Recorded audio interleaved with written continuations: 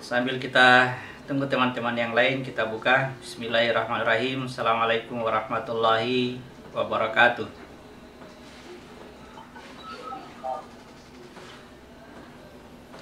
Alhamdulillahirrabbilalamin. Wa bihi nasta'inu ala umuri dunya waddin. Wassalatu wassalamu ala asrafil anbiya'i wal mursalin wa ala alihi washabihi ajmain. Malam ini kita lanjutkan kajian kita. Ya, kita sudah bahas tentang kolbu pada pokok pembahasan kemarin malam. Insyaallah malam ini kita melanjutkan tentang isinya kolbu yang sebelumnya sudah berjanji untuk masuk ke dalam jasad. Jadi sebelum saya mulai, silakan dibuka surat keempat ayat 1. Surat keempat ayat 1, surat An-Nisa ayat 1. Yang ada Al-Qur'annya silakan buka. Kita akan memulai pembahasan kita dari ayat tersebut. Perhatikan baik-baik. Ya ayuhan nas, wahai sekalian manusia, wahai seluruh manusia. Ittaqu rabbakumul ladzi khalaqakum min nafsin wahidah. Bertakwalah kepada Allah yang telah menciptakan kamu dari diri yang satu, nafsun wahidah. Jadi kita berada dalam keadaan saat ini, ya, kemudian menerima berita ini, diberitakan kepada kita bahwa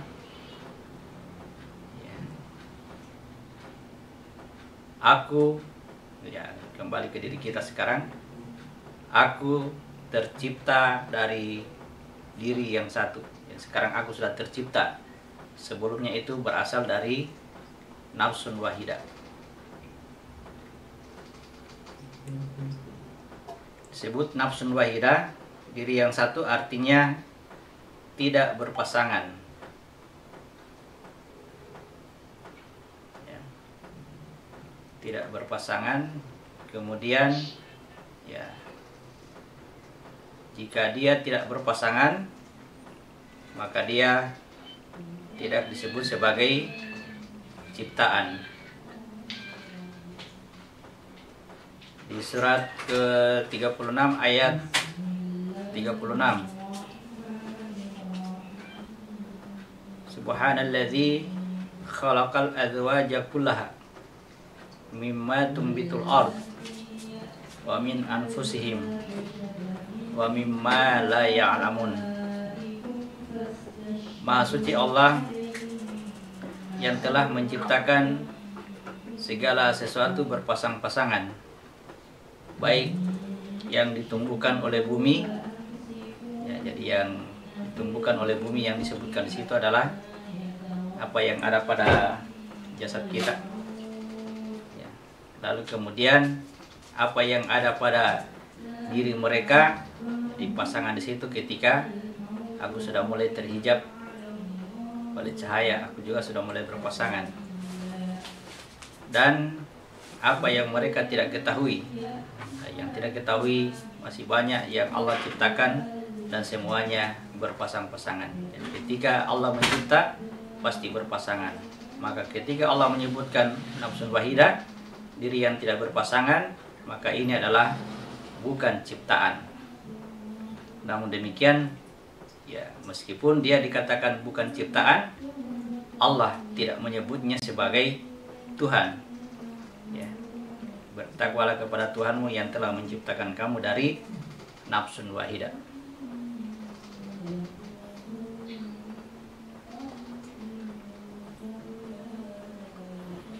Kemudian, ya, menciptakan kamu dari diri yang satu.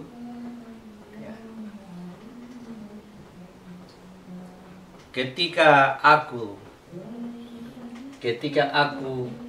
keluar dari diri yang satu, ya, aku juga keadaannya tidak berpasangan juga, sehingga dia saat itu tidak dapat dikatakan sebagai sesuatu.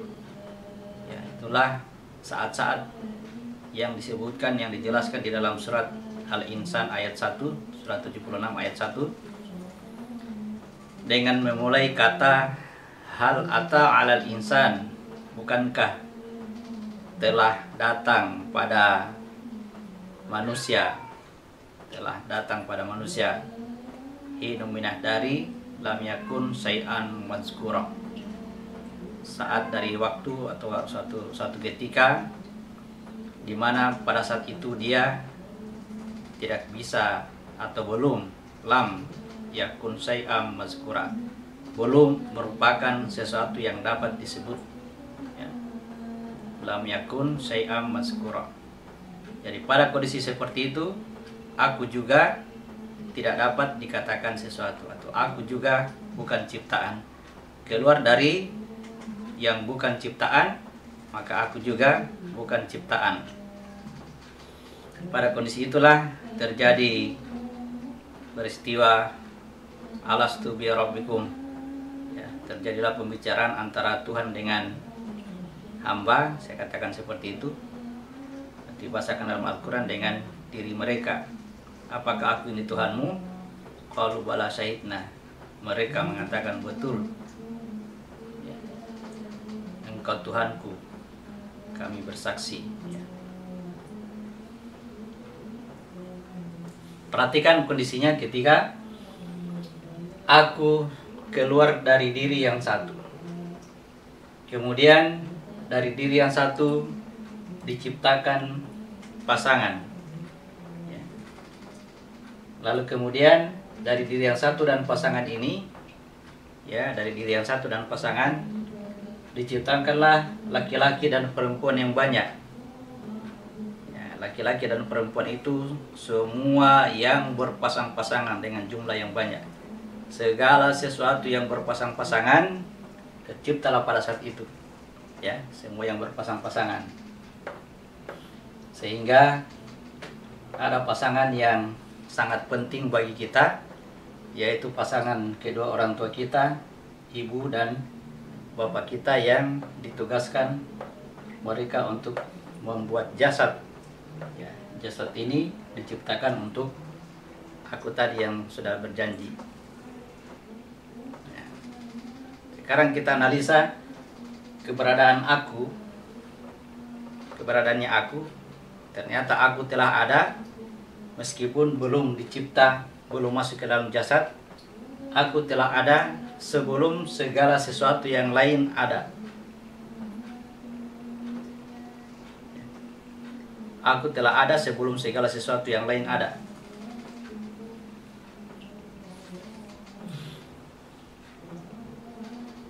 Jadi aku lebih dahulu ada. Saya pertegas ini. Perhatikan aku yang sekarang ini ada di dalam diri kita, ya.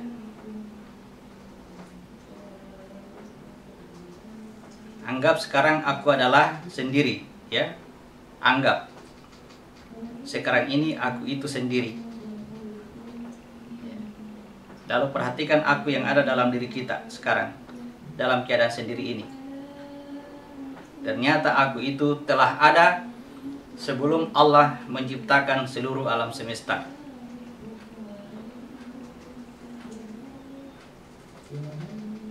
Dan aku pada saat itu sendirian, ya, aku sendirian. Nanti setelah aku ada, baru mulailah Allah menciptakan seluruh alam semesta. Terciptalah bumi, ya, kita lari ke bumi yang keadaan awalnya tandus. Kemudian turun hujan, ya, menjadikan lumut dan tumbuh-tumbuhan. Di antara tumbuh-tumbuhan itu ada hewan-hewan yang kecil, ya, menurut penelitian ilmiah tumbuh dulu mikroba, lalu kemudian berkembang seiring dengan waktu, ya. Ada yang membesar,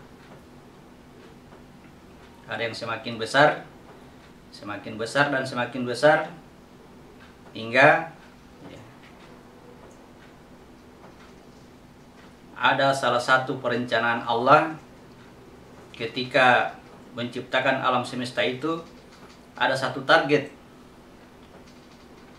yang ingin tercapai dengan proses alam tersebut adalah wadah yang tepat untuk tempatnya aku yang beralastu. Wadah yang tepat untuk tempatnya aku.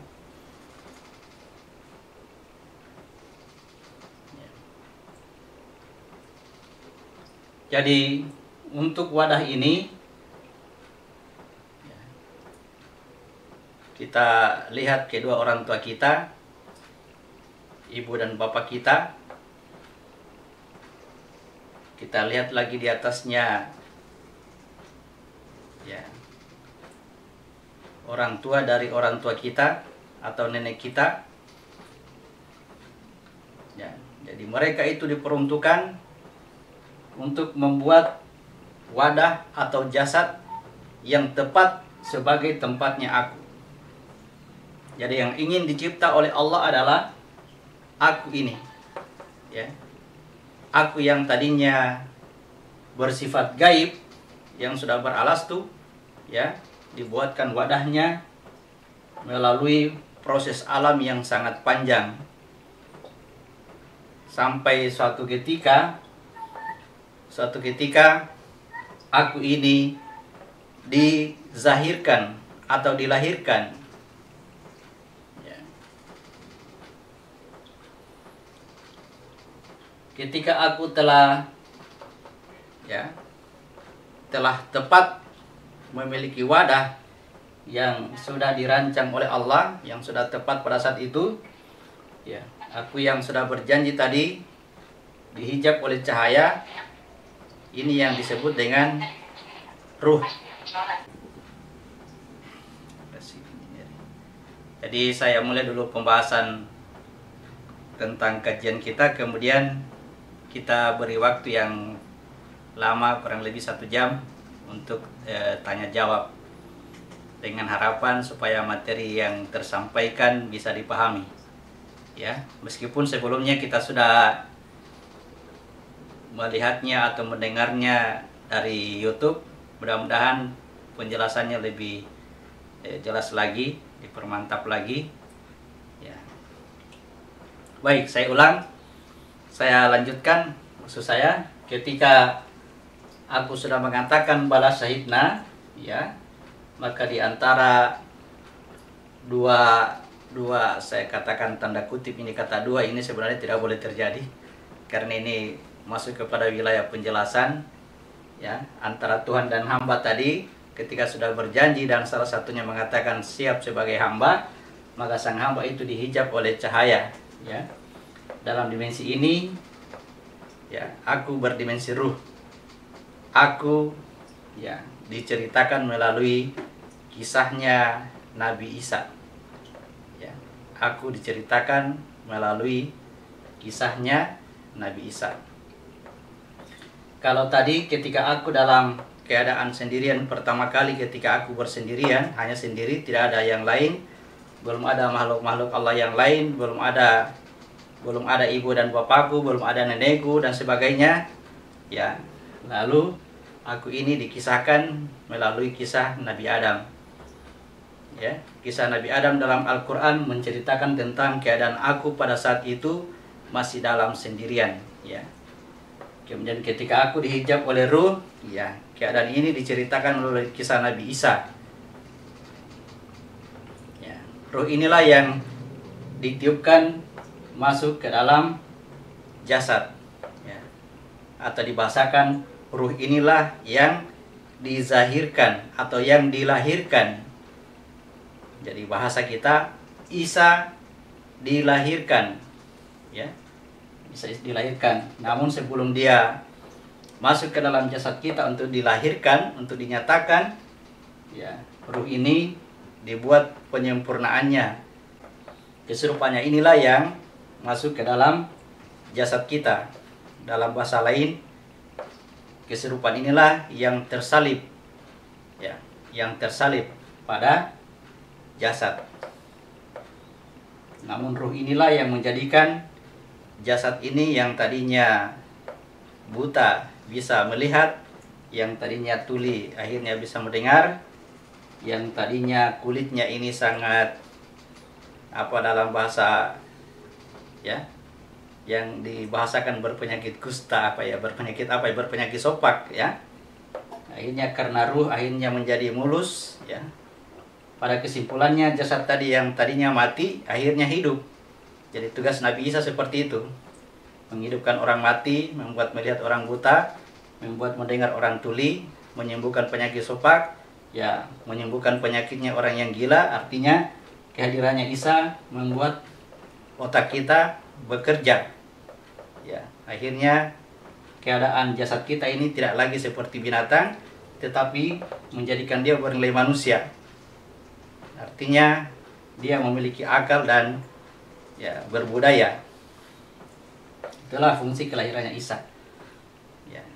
Jadi ya, Isa yang secara makro dilahirkan di Nazaret sampai diperselisihkan kapan tanggal lahirnya ya, kapan tanggal lahirnya Isa itu ya, sebenarnya pertengkaran itu tidak bermanfaat ya.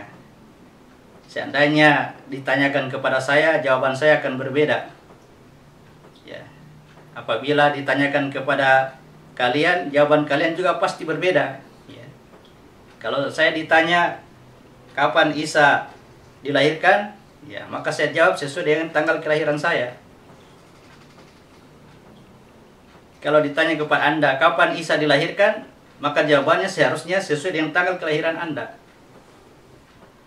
Nah, itu yang mudah-mudahan bisa dimengerti. Jadi betul-betul diperdebatkan kelahirannya.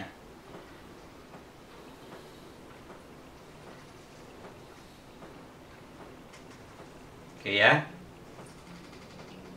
Jadi aku duluan ada daripada ya kedua orang tuaku ya, kemudian nenekku, seterusnya sampai nenek buyutku tarik ke belakang, itu aku duluan ada daripada mereka. Kemudian ya aku mengikuti jalur yang dari jumlah 1 kemudian menjadi 2 adalah ruh, menjadi 12 adalah jiwa ya, menjadi berbagai suku bangsa itu adalah jasad. Itu jalurnya aku. Selain aku itu jalurnya mengikuti perjalanan ya hawa nafsu. Dari diri yang satu, nafsun wahidah, muncul pasangannya namanya Hawa.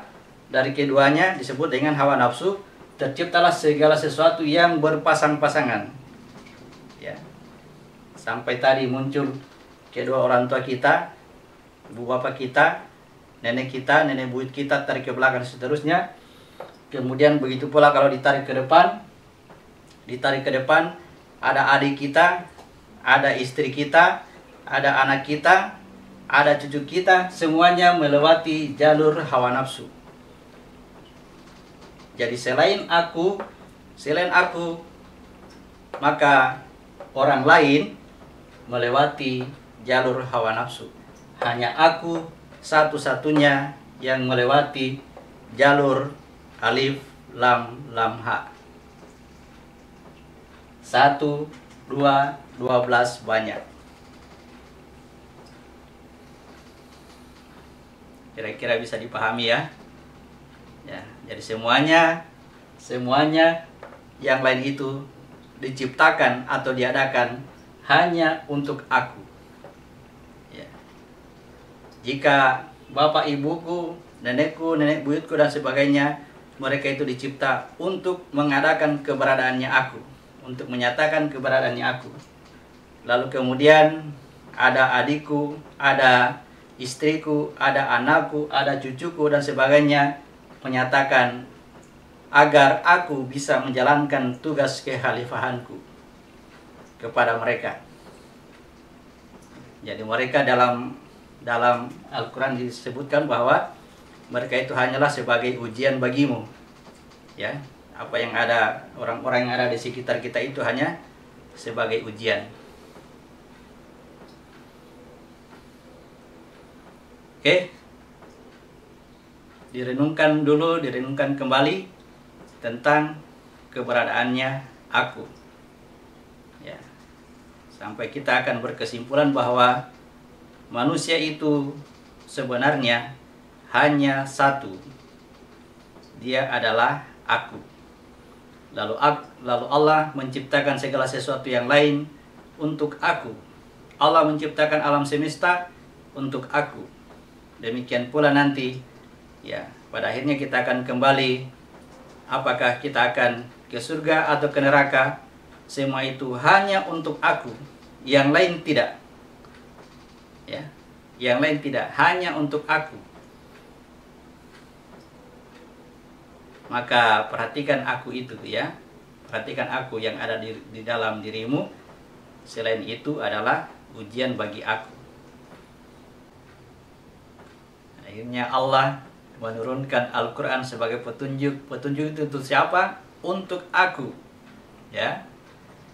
Allah menurunkan petunjuk kepada aku. Kenapa Allah memberikan petunjuk? Karena sebelumnya aku sangat mengenal kepada Allah, ya, sangat mengenal. Alastu birabbikum qalu bala syahidna, betul engkau Tuhanku. Kemudian akibat perkataan ini, ya, dia terhijab karena dia mengaku sebagai hamba, siap menjadi hamba. Ya, lalu kemudian, ya, aku terhijab oleh cahaya. Ya, inilah salah satu bentuk firman, ya. Inilah bentuk firmannya. Aku adalah ruh.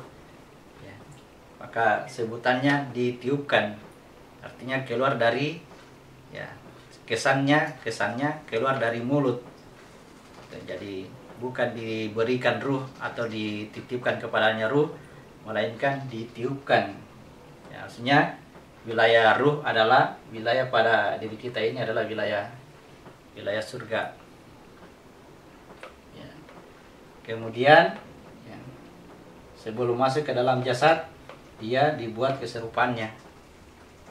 Jadi keserupan daripada ruh itu yang disebut dengan mutasyabihat. Ya, mutasyabihat, keserupaan dari ruh. Kemudian yang serupa ini masuk ke dalam jasad, nah, itu yang disebut dengan kitab, tertulis, ya, menjadi nyata. Nah, ketika berada di sini, turunlah firman Allah yang berbentuk kitab. Firman itu untuk diberikan kepada aku supaya aku bisa, ya, mengikuti jalan yang benar. Sebagaimana aku ciptakan kamu pada awalnya, demikianlah kamu akan kembali kepadanya. Ikuti jalur ini, jalur yang benar berdasarkan petunjuk Al-Quran. Inilah yang disebut dengan jalan Allah. Mengikuti jalan yang ada di samping ini juga jalan keberadaannya jasad, jalan keberadaannya hawa nafsu. Mengikuti jalur ini hanya akan berhenti pada wilayah jin, tidak akan bisa masuk ke wilayah malaikat. Nah, itu namanya jalur hawa nafsu. Baik.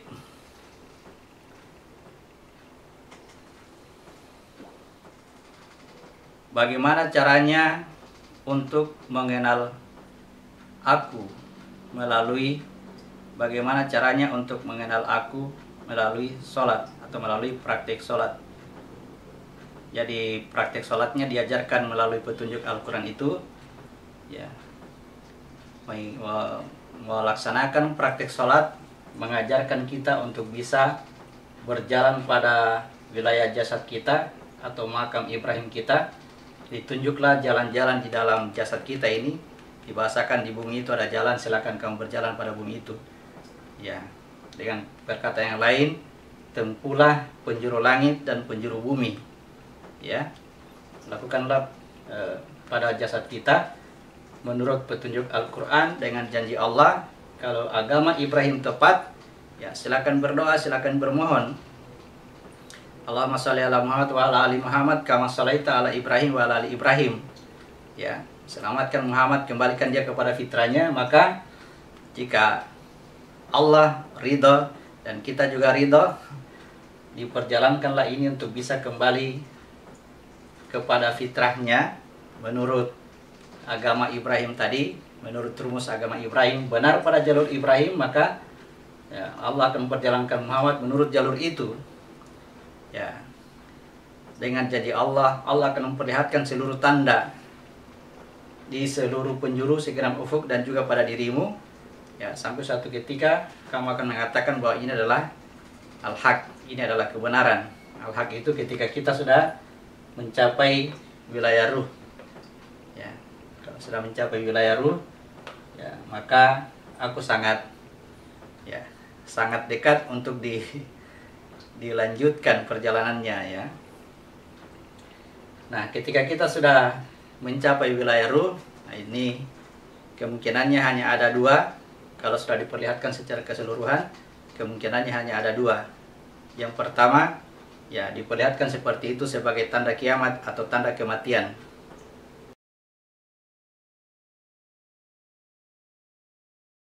Capai dulu tentang kesadaran diri, diperkuat kesadaran diri untuk saat ini ketika kita berada dalam kondisi begini, kesadaran diri berdimensi pada jiwa, ya, berada pada jiwa.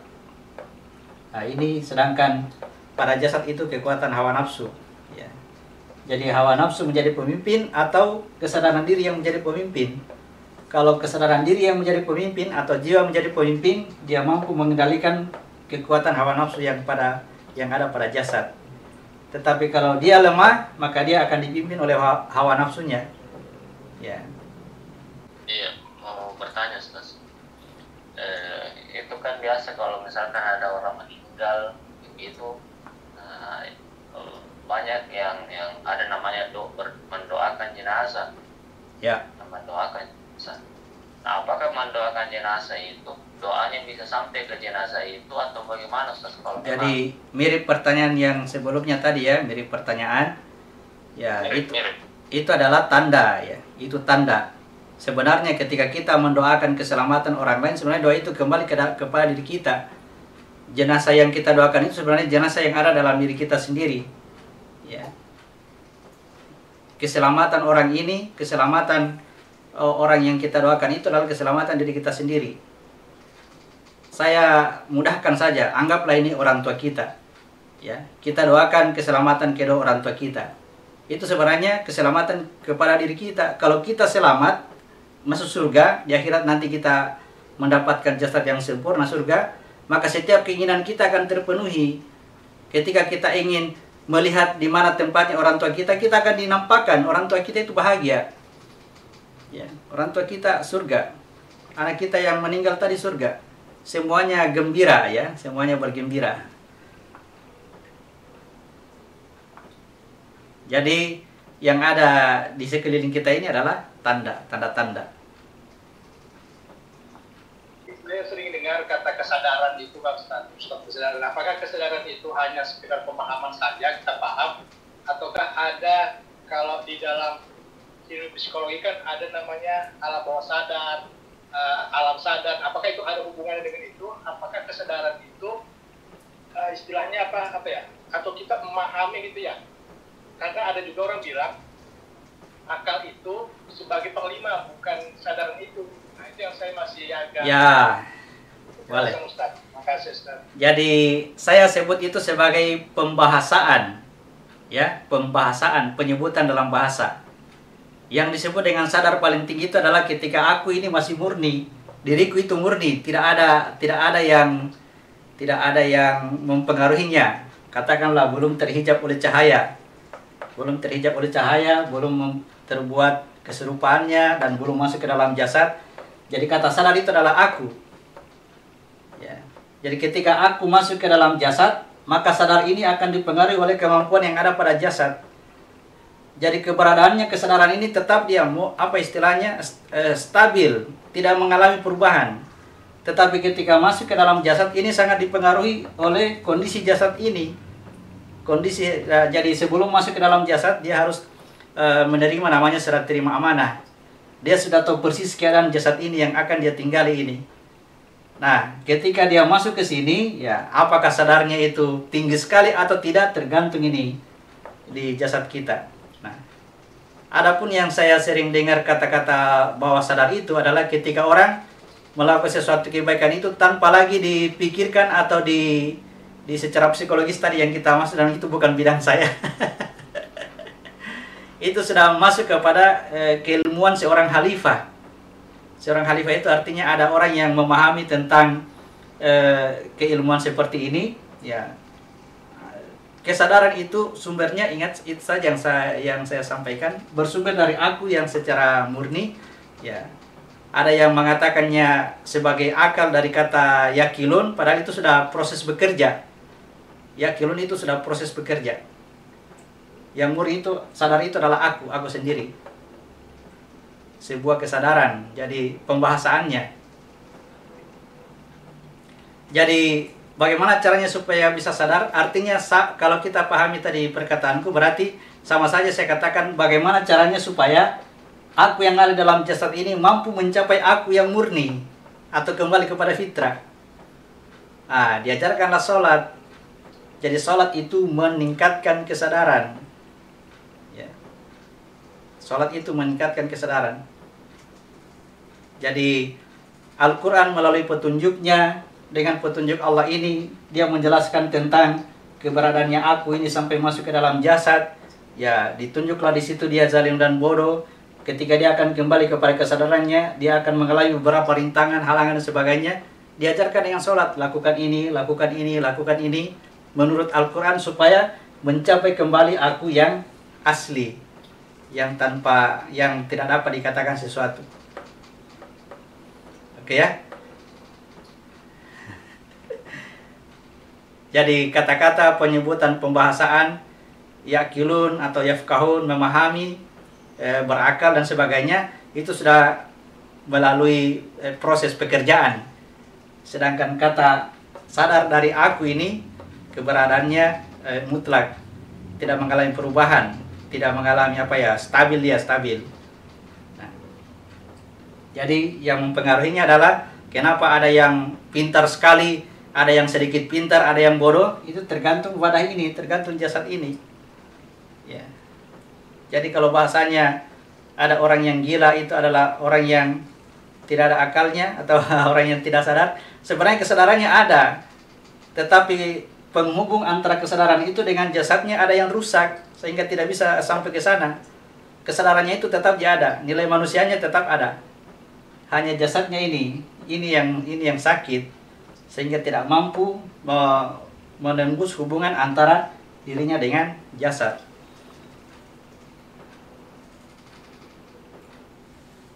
Qalbun mu'minun baitullah.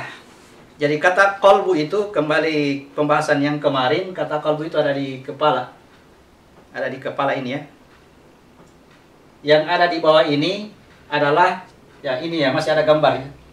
Ini asal mulanya qalbu itu di kepala, lalu kemudian memanjang dibentuk tulang sehingga dia berbolak-balik.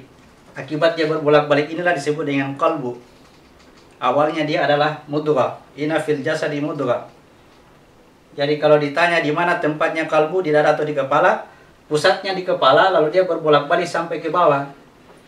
Nah, yang disebut dengan kalbunya orang mukmin apabila tadi yang ada di bawah ini zalim dan bodoh berhasil terhimpun sampai ke pusat kalbu. Nah, ke pusat kalbu. Sehingga ketika dia membaca Al-Quran, cahaya-cahaya dari Al-Quran itu terhimpun di dalam atau menerangi kalbunya. Nah, cahaya yang menerangi kalbunya itulah yang disebut dengan iman. Sehingga kalbunya disebut dengan kalbunya orang yang beriman. Kalbunya orang yang beriman dipenuhi oleh cahaya Allah, Al-Quran. Sehingga ketika dia bekerja, maka itu adalah aplikasi dari firman Allah. Nah, itulah disebut dengan bait Allah.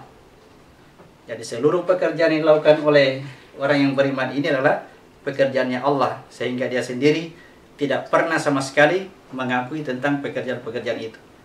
Dia sudah menyerahkan dirinya ke Allah. Seluruh perbuatannya adalah perbuatannya Allah. Disebut dengan bait Allah. Di sini ya, di pusat yang memimpin seluruh jasad ini.